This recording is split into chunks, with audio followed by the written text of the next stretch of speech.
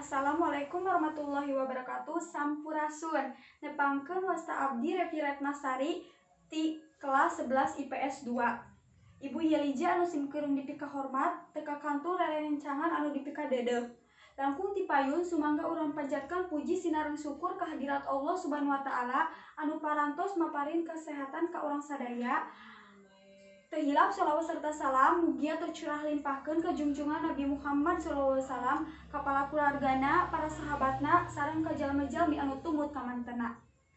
Hadirin anu dipika hormat, dina dangdut ayeuna abdi bade ngadugikeun biantara anu jejerna kabersihan lingkungan sakola.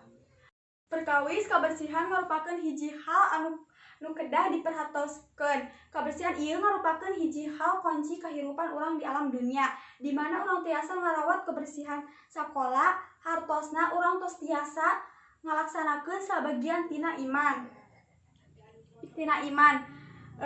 Dina hadis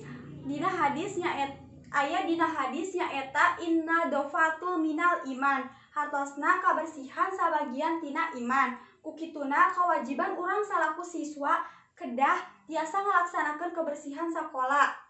Lingkungan sakola tiasa bersih lamun urang tiasa ngajagana. Kukituna deui kabersihan sakola kudu dipiara kalawan sae.